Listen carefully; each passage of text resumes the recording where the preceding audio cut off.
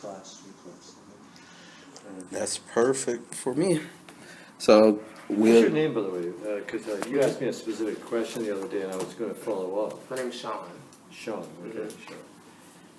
Second name, Sean Plummer. Plummer. Yeah. First name S-E-A-N. S-E-A-N. Last name Plummer. P-L-U-M-M-E-R. All right, okay. All right, because I was following up on the question you asked, in the class. Okay, I'll find out. All right, sorry. Okay, No, got it. you're good. Yes. So first of all, can you do your real accent? Do my real accent. You're from, where are you from? Scotland. Scotland. Yeah. And I grew up in Scotland. Yeah, but of course I haven't lived there. Since I was 18. No, 22. I left when I was 22. So I came to the States, married my wife, and, met my wife there in Boston. And so I always tell people I lost my accent because she never understands me anyway.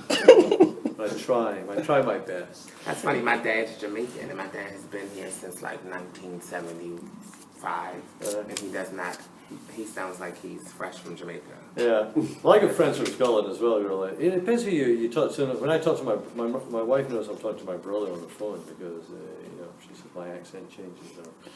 I have friends in Boston from Glasgow. She says, "Oh, was that Arthur?" She can tell who I've been talking to. All right. So Tony's gonna start. All right. Hi, how are you today? Good. I've been to Scotland Good.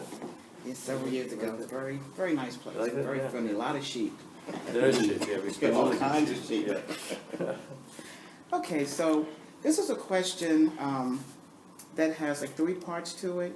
So first of all, we want to know about your leadership style and when did you discover your style of leadership? And in 3 words, can you describe your style of leadership? Huh.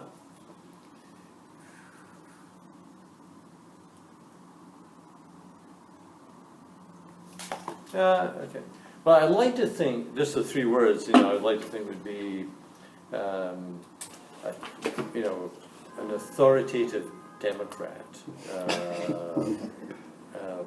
plus coach at times. That's what I'd like to think, because if you're running, particularly in this kind of environment where you're running in a university, it's true in professional services as well.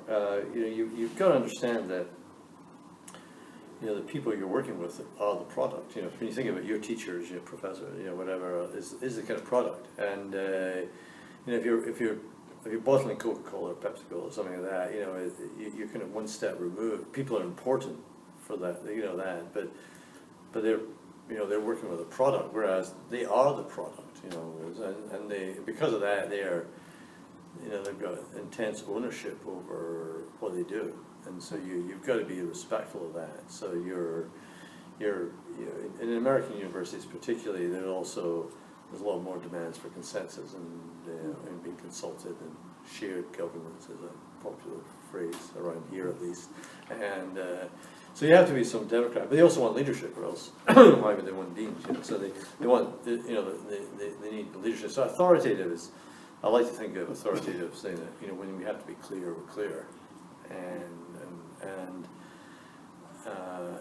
And then I would like to think of coach as well, because it's although when we get to know people, you're part of your job as a leader is to sort of make them stronger and empower them. And so that's what I'd like to see as a sort of 3 words. But where I do think my style has evolved over the years. I was probably quite early in my career. I was probably a lot more dictatorial, and not an academic, but my earlier jobs much more dictatorial, and probably had a variety of styles. But certainly it would be more sort of just do it. So I learned over the years that sometimes explaining why to do it might be important. Occasionally listening is a good, but also I think you need to, the more you get into different situations, the more you realize that not every style works in every situation. So sometimes it's really important just say do it because, you know, that's the only thing there is to do. But, you know, there's a wrong time to be asking questions or a wrong time to be coaching. So you kind of, you learn to vary your style a little bit. I think that's what I would say. Yeah. Okay. Great. The second question is that, can you list leadership qualities that you possess as a leadership, which you believe is most important?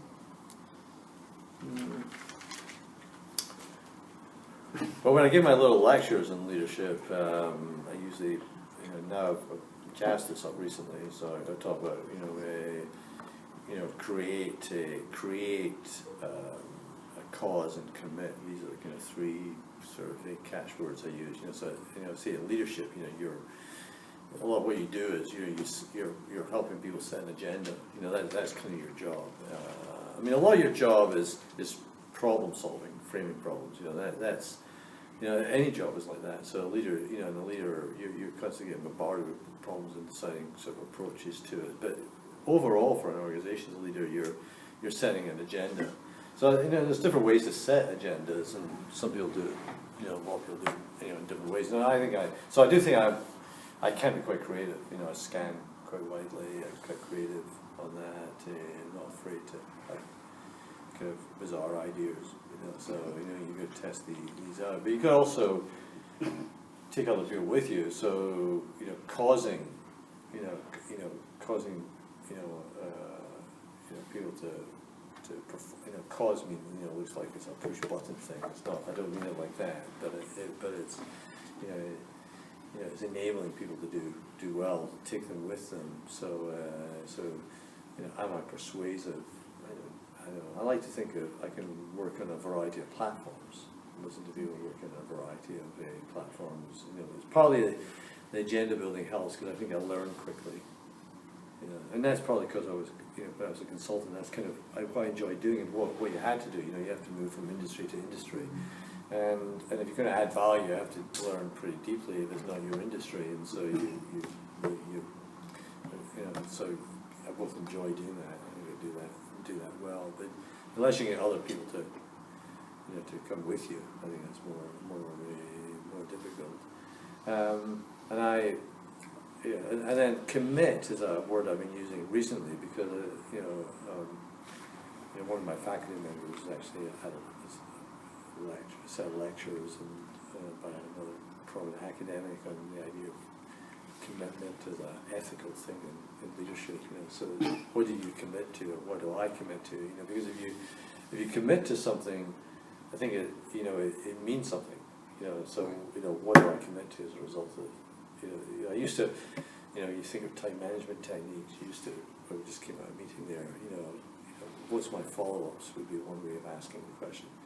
I kind of ask the question, what am I committed to? What's this other person committed to? So sometimes I will, I used to be, I say, much more punishing in my direct reports, but now I'm much more, I might, say to somebody, you committed to giving me X. Get some thinking. It's a nice, I don't see it aggressively, but if you said you were going to do it, you committed to giving this, so that, creating things. Can you do that as a leader? You cause other people to perform well, and then you commit. You commit yourself. You get other people to commit.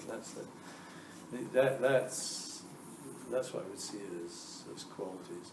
I mean, I work long hours, which I don't sure is a quality or a good quality. It's probably good on all that small, so I have to work longer hours than other people.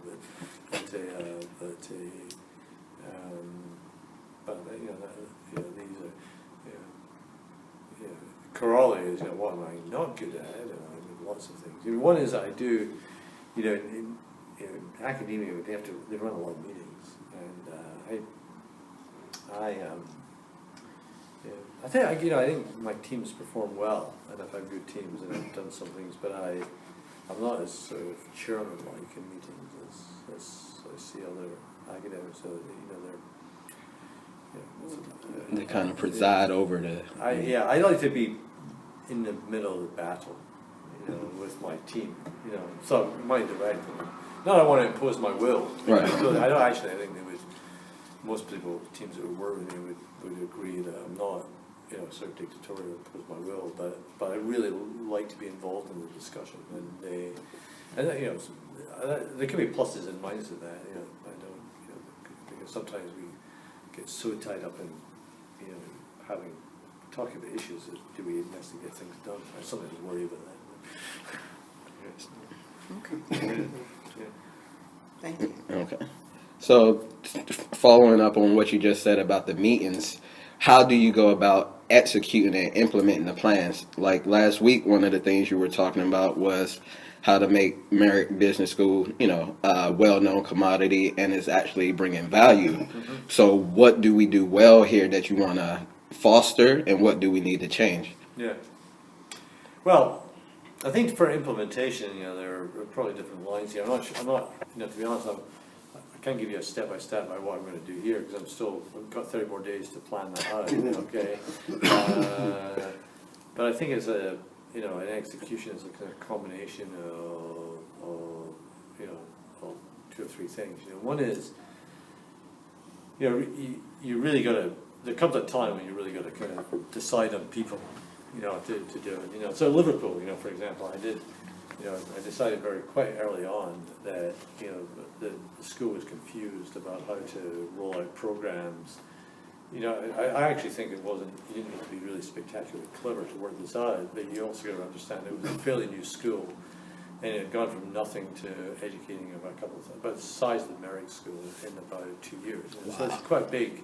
And they had sort of integrated some other departments from within the university to do that. And so, I would say maybe half of the faculty were transferred from within Liverpool, half have been hired from outside. And so, and the first dean was a pretty chaotic, he'd done a good job of getting the school going, buildings up and things like that, but he was a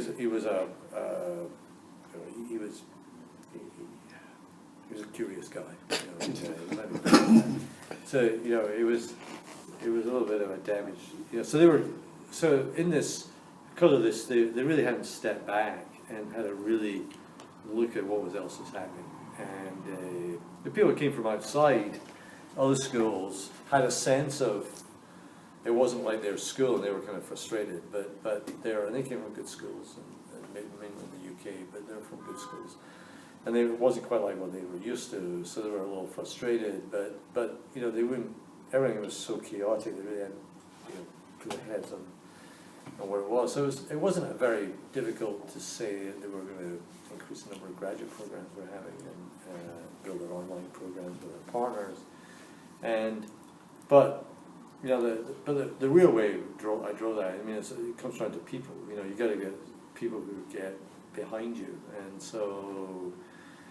Very early on, I realized that there was a guy running the online programs, and I was still going to expand these. But he was he was a guy who I took a gamble that he could get things done, and he could. Now when the programs really grew and we had gone and doubled in size, and the online tripled in size, it was really more than his competencies could carry. So we moved him around jobs and things like that afterwards, but he could really get things done. So over the years, I kind of I see that the selection and the nurturing people was important. So I quite quickly I also selected a new MBA director, and she was a woman. She was more of a practitioner. She'd been in the HR world, but I think she did have a PhD, but she wasn't maybe the highest level scholar of the day, but she was well respected as an academic. But she was in the promotion, in the kind of hierarchy of academia, she wasn't considered very high, and she was never going to get highly promoted if she was a single scholar. So I got her promoted as associate professor, because on a leadership basis, and got the big faculty members who kind of could oppose these around me to support that, or anyone who's going to, there might be somebody against it, who's to neutralize them. And so there's, and the same with my, I had 2 undergraduate directors in the time I was there. The first one was very good. I sort of wanted to make more changes in the undergraduate program, and he counseled me, no, you can't. And initially I thought, well, gee, this guy's just really reactionary. But then I realized that he had a kind of really good fine sense of what was possible and the risks and things like that. So I went with him, and then I got a, then he moved on. He actually became head of economics eventually. But so he and I worked together well. I mean, he would always make my conservative kind of like the break. Break. So Murray, you want to consider that. But as an undergraduate director, he was quite like an assistant dean of London. I mean, that's the equivalent. And I appointed somebody else who's very good, and she was more innovative as well. But she and I worked together quite well. So a lot of it is sort of getting people behind this agenda. That's the important thing. And listen, I didn't bring in a lot of new people for these kind of jobs. From the outside, I tended to hire new people for faculty positions and build them up. I think I hired one as somebody who I brought in as an associate dean. He's now the dean at Newcastle. Oh, wow. He went on, moved on, Newcastle University.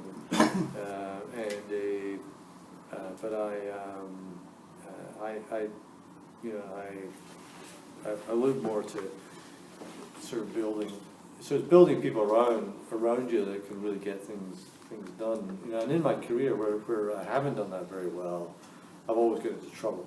And it's really about having a sense of who people are, and putting up with their weaknesses, because not everybody's perfect. Right.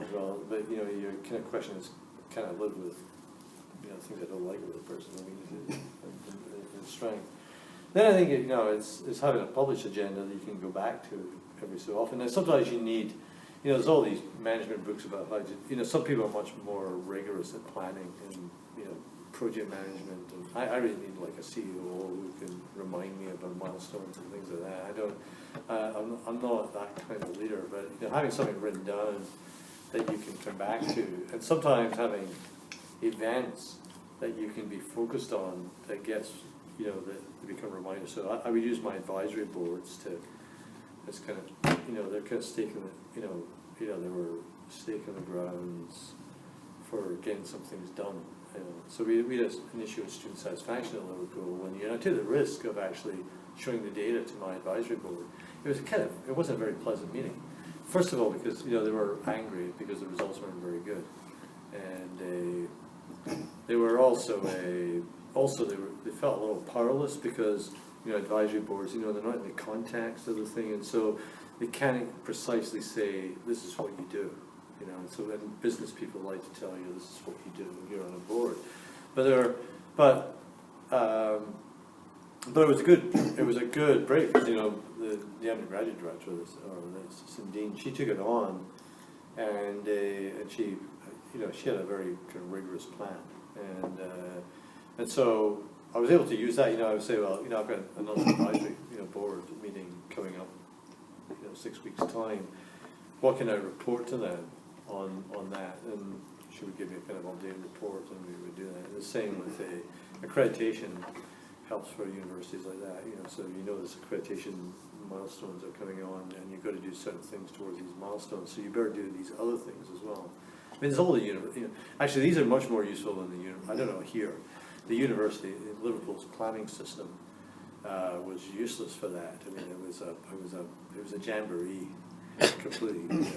We need some MBA students to take it apart. And, I just noticed they appointed a new head of planning, and who's somebody I know because she just linked in with me.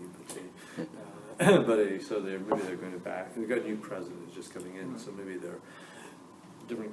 But it was a bizarre planning set. So I never really used that to, my older job. You would have had planning sequence, executive committee meetings, board meetings where you would have to report on. That would also keep you on track. So you were saying about one of the things is the people, because the professors are the product.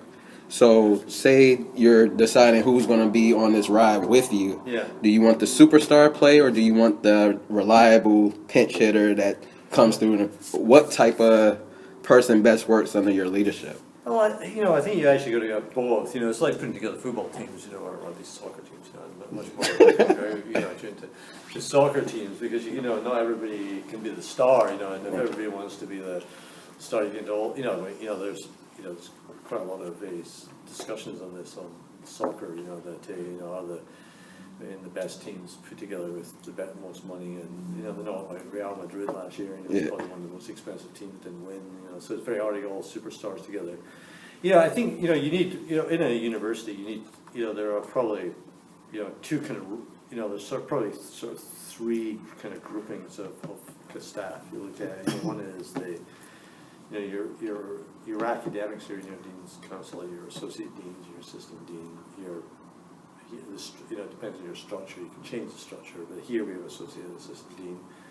Might be able to afford to get another associate dean. I'm not sure, and then we have 4 department chairs. These are kind of lead academics. That's the kind of lead academics here, and then there are. And you need these are your staff, so these are people you're going to be able to work with every day, and if you can't work with them, it just doesn't work. You just got to move them out. Their staff, who are the non-academics, are just equally important, because they often the people that drive with students, and if you don't do a good job there, you get into trouble. This university, we don't control everybody, so I don't. In Liverpool, I at least had a kind of combination of careers officers for MBA students, because we had a bigger full-time program. We had used the career service for undergraduates. So we had a little bit more labor, so we could put a little more marketing resources here than we'd have in Liverpool. But there's a kind of difference, a little bit of a difference there. But I'll look at that kind of stuff. And then for the professors, for the academics who are teaching, I think you got to get quality people, and you got people with potential, but it's got to be a kind of a combination of really superstars. I know there's superstars. So at Liverpool, I was never able to get somebody who was who I would say would be the David Beckham. The David Beckham of academia or something like that. But actually we had a classification system in the university for paying people, which there was a category for that kind of absolute superstar. We didn't have anyone in that category, but we had people who were world class, right. Really world class, but also I'd be looking for more people with potential who could come up, and develop. Yeah, and the big debate here I have with the faculty is also makes a lot of different contributions to run a business school, because there's applied discipline, and so we need good scholars because you need research, but you also need people who have got experience in business who are teaching as well. We have some of these people as well, but I think we've got to have a better balance here, frankly. That's one of my views, Harvard, by the way, it's got, 30% of the teaching at Harvard and Harvard Business School is done by what's called professors of practice, who are really people usually have a bit industry experience. Occasionally, PhDs. A friend of mine, who graduated with me, he went on to be a tenured professor at Harvard, and then so he was a respectable academic. And then he had about 15 years out where he had an investment. He was an investment firm. And he's gone back to Harvard to teach, but not as a tenured faculty member, because he's gone as a professor of practice, based on his practical experience. Yeah. So they have people like that. So. All right, and actually, to kind of piggyback on that, some more, maybe not UB specifically, but could you just give us an idea of some of the steps that a leader might take when entering a new organization? Right. Well, there I'm practicing here which I did in Liverpool, which I've done, which is, which are my recommendations of how to do it. But I will see to do it right. It's I think there's because I think you do. I've always, I don't know if you read in your textbooks. In the case I used to use. Sometimes when I teach in leadership, I use some case study by John Cotter and John Cotter always talks about leadership. There's a kind of critical phase in leadership is agenda building, and if you jump in too fast to make decisions, without building your agenda, you get into trouble. And it's inevitable. You got to be called on to make some decisions, and something are going to be done. But I think that what's really important is that you build it. So I'm building an agenda. So that's how I'm introduction to the university. So I talk to everybody, interview everybody.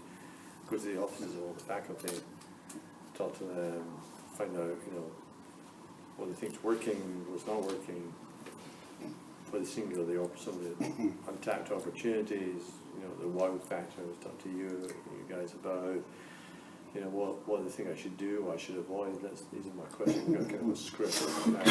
I've talked to almost every faculty member. I have a similar thing about for staff and peers, a lot of times about peers, finding out about, what are their critical issues, from the staff, what are their critical issues in their agenda, so you kind of get a sense of where they are. You okay? Do you want some? Yeah, sure. sure. Red water? And so that external stakeholders like people in the foundation board, dean of the advisory councils, people in the business community. I try and get anyone who tell me what you be my real estate agent. I ask what he thinks about it. And, anyway, sometimes so anyone will tell me anything about it. So. And part of what I'm doing actually is to form an agenda, and also you get a sense of individuals as well. Right. And so that's that's my initial thing. Obviously you got to get some sort of things done. So you got to kind of understand what your boss thinks are critical issues, what has to be done immediately. Sort of separate these out. So I started doing that. I started making, reviewing, making lists of issues that have to be dealt with, and sometimes, and then eventually I'll pull that together, and it wouldn't be a plan, but a set of observations, and propositions, but I'm going to try and get this distilled so that we're going to come up with a plan and a strategy that it can be quite straightforward and simple and not overly complicated, because. I think there's only, people will say, well, you should just boil this down to just 2 or 3 things that we've got to do, and that probably would be great, but there's probably boxes of things that have to be done, 2 or 3 things that have to be done for, improve external relationships, 2 or 3 things that have to be done to improve, students' experience, 2 or 3 things that have to be done that will improve the cohesion of the faculty. These are the if I can get it to 2 things out to be done, some of these things. But it's showing people kind of there are possibilities in that, so that you have a plan that's hopefully be quite simple. It comes out of that. There's a lot of stakeholders in these kind of jobs. It's true in any organization. If you're running a small company, you might only have a couple of stakeholders. But so making sure you're in alignment with stakeholders. I mean, big companies are going to be the same, depending on where you are. Sometimes if you're, when I was a country manager, it seemed to me that there was a lot of stakeholders. When you're regional manager, there's less. When you're CEO, my boss in the board, but you have to always balance. Balance these out. Sure. So I have a question, just to piggyback off of something else you said. In your opinion, and this is like your personal opinion, do you think a leader is better when selected upon academic knowledge or experience with the organization? You mean for an academic job or for any job? Any job, period. So that example, to say, would you, if you bring a leader into an organization of your own organization, would you choose one that worked there for 30 years or choose one that had the academic knowledge behind being a leader? Well, I think you've got to. It depends on what state the organization's in and the situation of the organization. I think that's the kind of critical issue. There is some evidence. There is a really, Andrew Allen doesn't use it, but there's a really good set of readings on leadership, a conference on leadership that was run, I think, about 2010. Around about that at Harvard Business School, and it's got a really good collection of scholarly articles about leadership, and there is an article in there. They've had my books here, I've just got to get and give it to the reference, but I'm really bad at remembering it. And but there's an article in there that actually does some systematic analysis of whether organizations perform better if you promote from within versus select from outside, and generally they perform better over the longer run by promoting from within. But there are some times when organizations need some change, and they just don't have the kind of candidates to come in. And then I think this used to be my profession. I used to advise boards in this, so I would have said that then you've got to kind of understand the context as well. What you're looking for, because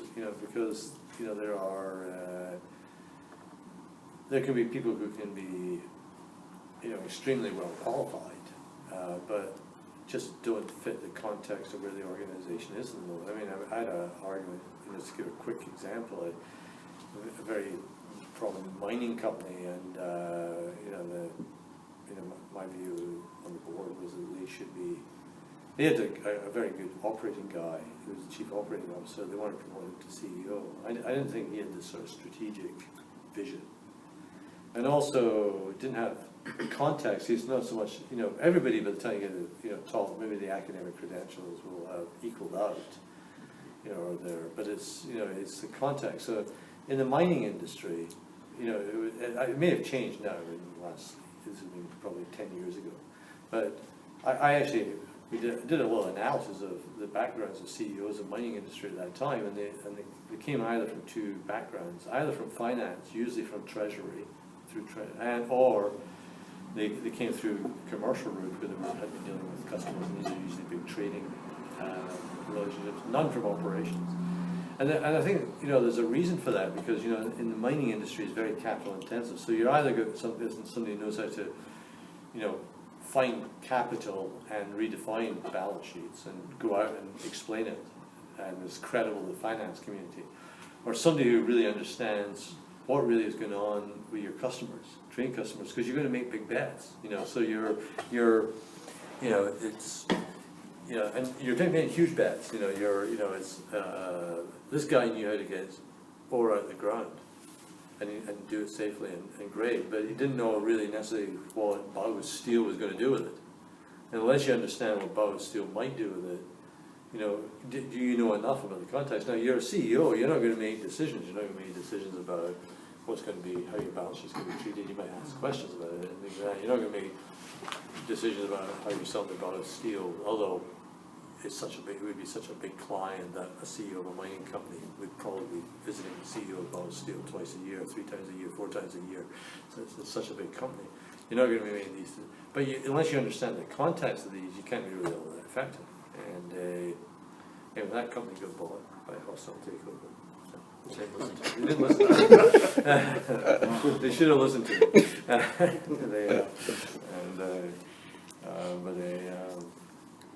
So I also do that analysis in a lot of other jobs, looking at the context. So I quite often used to say to my consultants, competencies or qualities were important, but context was equally important. Somebody with great competencies, but if they don't understand the context that you're operating in, then I think it's more difficult. So used to get big demand, pharma jobs. I would always, pharma companies would always kind of try and promote people, executives who had MBAs. MBA is a good thing, but who would recruit other MBAs, but they never manage a sales force. They never, if you're in consulting or something like that, sometimes they would come from McKinsey, or they'd also been in marketing like McKinsey. Then they go to a pharma company running a marketing division. They're always, all their life, they manage people just like themselves. They never managed anyone who, might be, where there's lots of differences in performance, and you don't understand why. Explain it. I think in management, that's a great experience. You have to manage, groups of people who you just can't understand. For myself, it's been it's often managing early on technical professionals who I don't necessarily, they're brighter than I am. Technically they know more than I do, and so so how do you actually understand the performance? I mean, that is puzzling these bits of things out to help you to be a good leader. So picking up on that, how do you design your performance reviews? And is it something you do often, or is it the once a year deal where people are scared they're going to lose a raise or lose their position altogether? So how do you, want to set that up? Well, all organizations I've worked in have always had formal performance reviews, which you have to do. And so So yeah, you do have to do these, and I used to say to people, do you want it? I used to have two methods. I said, do you want a U.S. style or Spanish style? And they say, what's Spanish style? And I said, I always give this story where I was a consultant, and we designed this training program for doing performance reviews, and it was in Spain, and I was doing it with a university called ESADE, but it was my company. And I had two people who were Spanish speaking doing it with me, and the woman who was doing it with me was she had been head of training for Latin America for Citibank. She's from Puerto Rico. So she's doing so I'm showing the board of this bank in Spain, like Caixa, we're showing them this video for the training program, and the video had only gone something like 20 seconds, and they all got up almost simultaneously and said, stop, oh, good, whatever.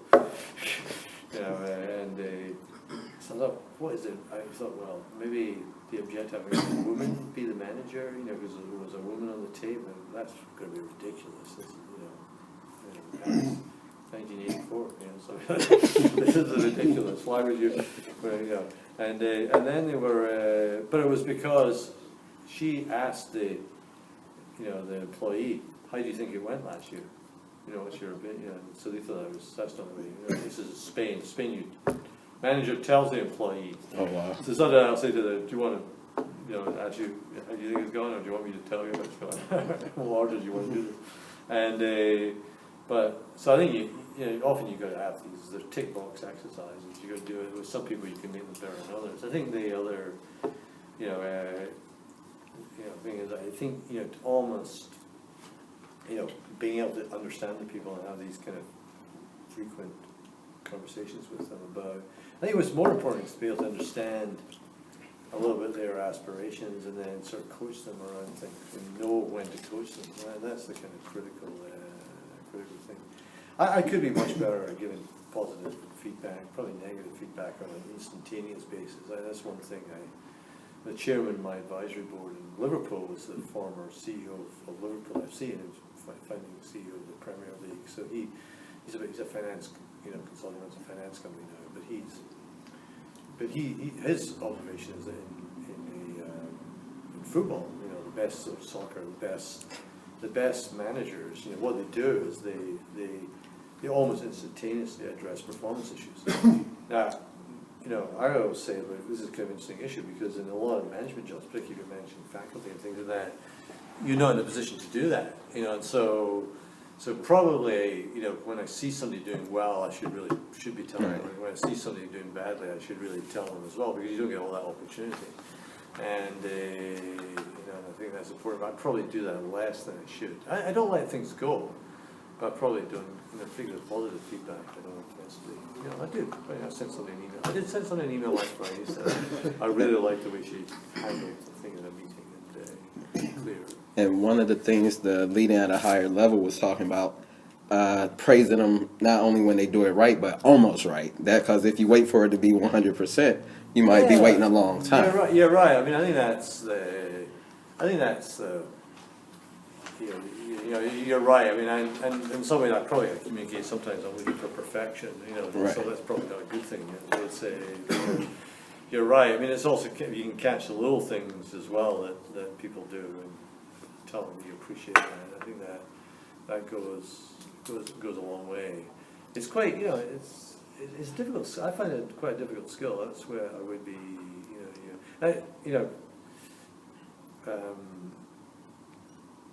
I think addressing, not difficult when there's a serious problem you can address. Or something that obvious has gone wrong, but it's when it's just the small day-to-day thing. Right. So why is it difficult? Is it the time required for the number of faculty, or? You probably for me, it's a good question. Then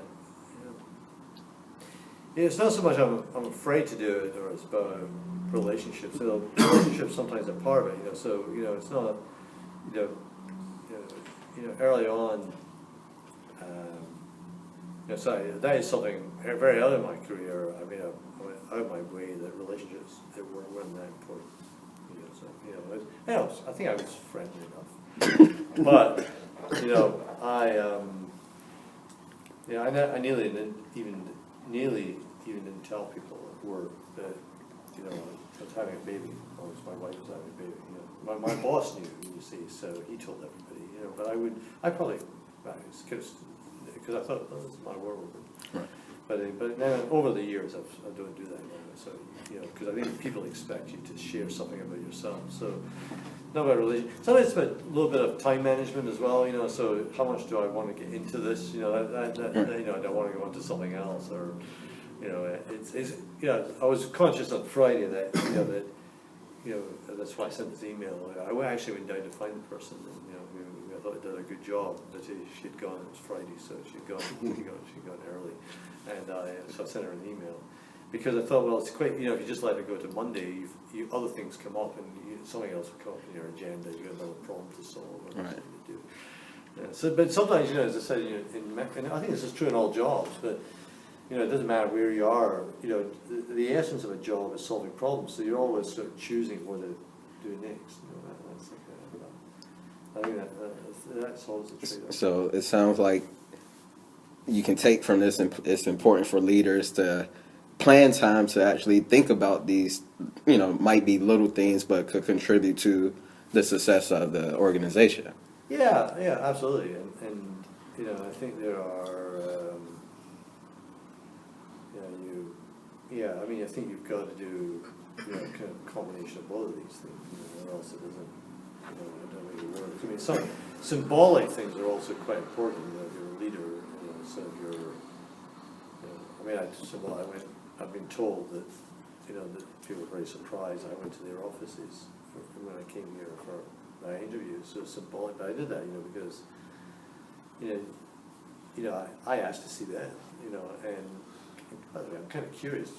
I mean, who they are is not all, hopefully it's not expressed by their office. You've been in some of their offices, but you know, you get kind of sense sometimes of who they are, and you know, sometimes you know, you get people who, yeah, you see the screensavers and it's got the children on it. You know, it's obviously the children important.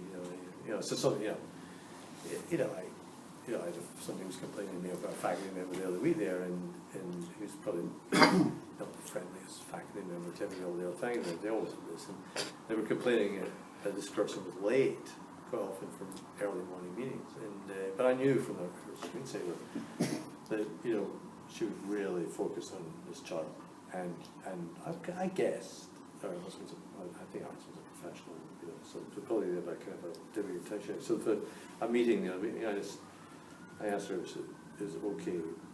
Did she have childcare for these kind of situations? And she said, well, it's actually, you're the first person that actually asked me that. I said, I hope it's not being intrusive. Right. I said, but, you know, I asked you to do this and be, you know, 8 o'clock in the morning, give, you know, childcare, you know, for, you know, child coverage for that. So she kind of looked at me as if I was kind of crazy. But I mean, we had told, you know, because on my way out, I looked at the screensaver and said, what's his age? Right. So it's something, you know, these are, you know, you learn a little bit. So symbolic things, I think, are very important. Yeah. So.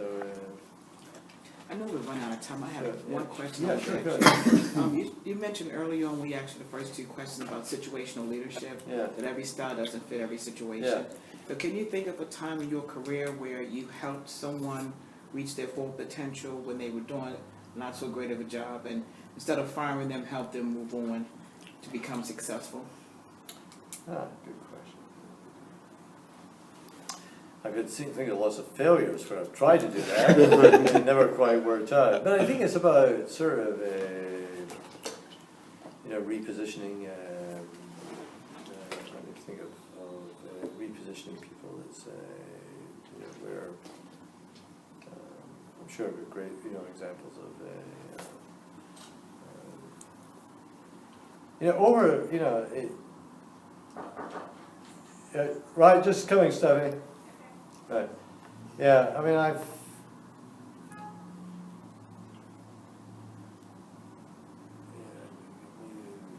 trying to think of a really good example of this where somebody really wasn't performing, and I really got them into a different, you know, took them on to a different 'cause I think I was blessed, at least in the Liverpool job, you know, of having people who were you know, where I got them into positions and they were good, and I did raise them, but they were better. But they were, I wouldn't have said they were performing badly. Right. I would say they were, you know, I kind of helped to raise them, because there were a couple of people quite early on, and a couple of very, you see, you also have things like faculty committees where you can affect, you can ask for them to step down and change, you know. Right. Here the system's a little bit different, but it's essentially the same. So there were a couple of people I asked to step down, and some people who I persuaded to take on these positions, who some people told me they would never take them on, but I was able to demonstrate I could be able to do that. I've had people, you know, usually, you know, there's been sort of longer term kind of relationships. You know, I do know, I was thinking of, you know, when I have to go back to my Hay Group days where I would have sort of direct country managers reporting to me, and some, you know, my boss would have some questions about sometimes, and there were some people I would have, you know, I went much longer with that he had no, so for example, I'll give you an example. I mean, I had one guy who he had a chance to fire, but he didn't, you know, so I ended up with this guy. He used to be my boss, okay? So he's a funny situation, right? Mm-hmm. He's my boss, and then I take over, you know, he demotes him essentially, and he essentially leaves it for me to deal with. So, you know, as a boss, he was useless. I mean, it was totally useless. He had a hard job, you know, he had a hard job, and I probably gave him a hard time, frankly. So, now you have to tell you, that guy only retired 2 years ago from the Hay Group, and he was there because we had a real problem in Italy, and I won't give you the whole story, but I asked him, I begged him, I said, look, do me a favor, you know, would you be willing just to take this on for another 18 months? And then, that's all I want you to do, and then let you and I have a discussion, because I just reckon that within 18 months he would leave, you know, because he's been demoted and this and that. So 18 months went, we sold it, we got an Italian general manager, still a friend of mine, by the way, and I hired him, and we got a previous Italian general manager here, and I said, okay, you know, and, you know, what would you like to do? Because, you know, I mean, I really appreciate, he did actually do a really good, very single-minded thing, he really finished this off in Italy, and I asked, what would you really like to do? And he said, I kind of like working with you, Murray. What would you like me to do? So I said, okay, I'm really frustrated with this cluster of countries over there, or small countries in Eastern Europe. I mean, do me a favor. Could you actually just, what I'd like you to do is to go over there and give me an opinion about this guy, and then go over, and so he took over these clusters. And then eventually he ran Russia, opened an office in Russia where there were a lot of problems. He had Turkey, we went right down, opened up in Istanbul. He had a whole set of things in Eastern, anything that was outside of the European Union in the Europe he ran. So did I develop him? You know, I don't think I mean, I told him there was things I didn't like the way he did it, and things like that as well. You know, and we had a kind of good relationship back and forth. But I think it was more that I kind of spotted and we went with his style, you know. Now, a lot of other people we just have said, I mean, I had to see, you know, boss once who just got rid of his enemies. I wasn't one of his enemies. Actually, sometimes I thought it would be better if I had been one of his enemies. He'd made an offer. He got fired after 18 months, but it was only 18 months of pain with it. But he just got rid of his enemies, and he had been promoted from within inside and got rid of his enemies. So it's not always a good idea. So this last question is going to determine whether we keep the tape or destroy the tape. Right. Baltimore has a team in the playoffs right now. Yeah. What's the team? Orioles. Come Okay, on. we could trust you, man. Come on.